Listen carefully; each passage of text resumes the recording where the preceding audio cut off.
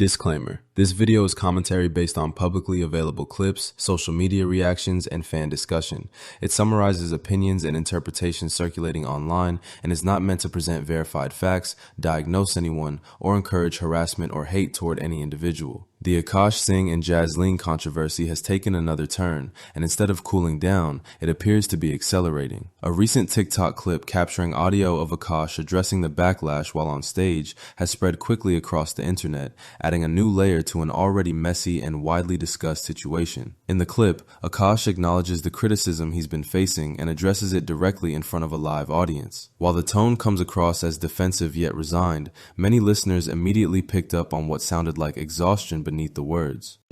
Talking about, again, I don't think these narratives, people calling your wife a gold digger and a whore and all these other things, it's a shitty thing. So I'm going to tell one story that I have never even told her. Honestly, she has no idea of this story.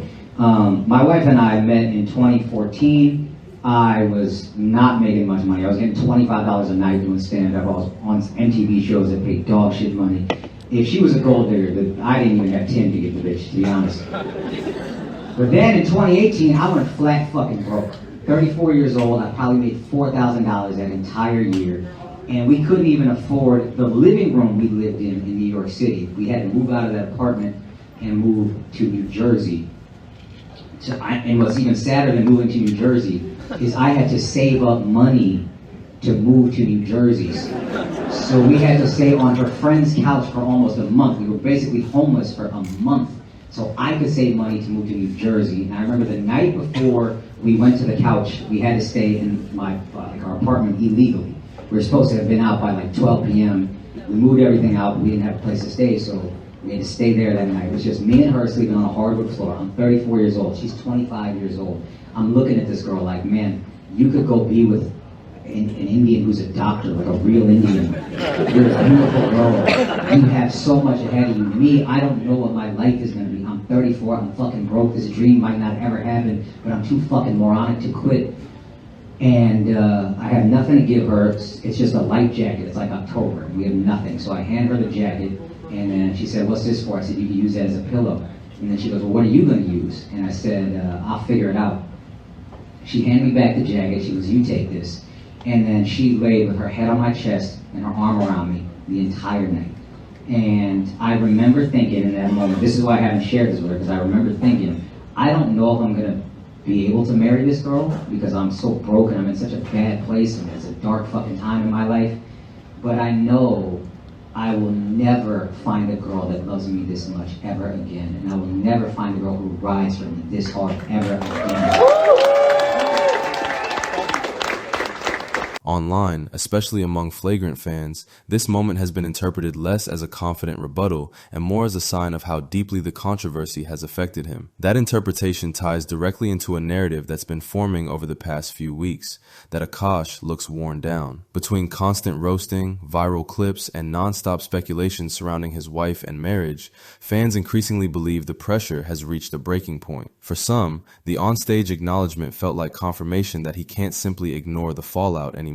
What's notable is how far this conversation has spread beyond Flagrant's immediate fan base. Desi commentators, South Asian podcasters, and members of Akaash's own cultural community have begun adding their perspectives. Some express sympathy, framing the situation as public humiliation amplified by cultural expectations around masculinity, pride, and marriage. Others are far more critical, arguing that Akaash positioned himself as a voice of logic and relationships, only to be contradicted publicly by his own circumstances. I wasn't going to give my opinion on the whole Akaash and his wife drama, but that's all I'm seeing on my feed right now, and they both have podcasts where they're always giving their opinions about every Tom, Dick, and Harry, so I feel like it's fair game. First of all, I love a woman who can talk her shit, who keeps it real, who doesn't care what anybody else has to say, like, more power to her. However, her husband is a public figure to some degree. He's a comedian. A lot of his jokes are at the expense of other people. He sits on a podcast with men like Andrew Schultz, who garner a very specific male audience. So when she's making jokes that is degrading her husband, embarrassing him, emasculating him, she has to know that that is going to mess his public image up, and the men that listen to him, his audience, they're going to lose respect for him. And she could be totally joking, like I think she is. I think she's just playing things up, honestly. But she has to understand that, like, the audience that her husband has, they're not going to get it. They're not going to see that. And it's not fair, but this is the space that her husband makes a living in, and she loves to post all the expensive things that he buys for her with that money. So it's like, why mess that bag up?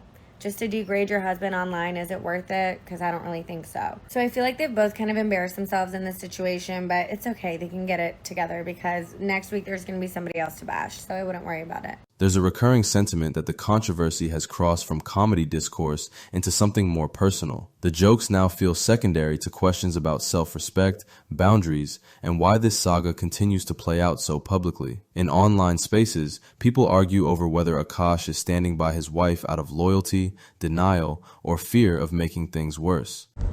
Yo, the whole Akaash situation is crazy, man, because this is the first time I've ever seen the internet united saying that, yo, it's embarrassing for him. And even chicks are on Akaash, like on the guy side, saying, yo, they can't defend her. Like, they defended Jada Pinkett, they defend Aisha Curry, they defended Meg Thee Stallion, but nobody's defending, what's her name? Nobody's defending that Akaash's chick, man. Like, damn, yo. It's crazy. Adding fuel to the fire are renewed reactions to Corey Holcomb's comments about the situation. Clips of Corey's harsh critiques have resurfaced alongside the TikTok audio, and many viewers are now calling for Akaash, and sometimes Andrew Schultz by extension, to directly engage him. Some fans argue that a debate or sit-down would either shut down the narrative or force a level of accountability that hasn't happened yet. Others think it would only escalate things further and turn a personal issue into spectacle. What's undeniable is that the controversy has taken on a life of its own. Every new clip, whether it's Jasleen speaking on a podcast or Akaash addressing the crowd on stage, is immediately dissected, clipped, and reframed. Psychologists, relationship commentators, and even unrelated self-help content are being pulled into the conversation as fans project broader meanings onto Akaash's situation. The TikTok audio didn't resolve anything. It amplified it. Instead of offering closure, it reinforced the idea that this controversy is now embedded in Akaash's public image. Whether he intended the on-stage remarks to be a moment of clarity or simply a way to move forward, the internet treated it as another chapter rather than an ending. At this point, the Akaash-Jasleen saga isn't just about what's said on podcasts or stages. It's about how quickly online narratives form, how relentless they become, and how difficult it is to step out once you're the center of one. The reaction to this latest clip suggests the conversation isn't slowing down, and that every response, even an attempt at addressing the backlash, only keeps it alive.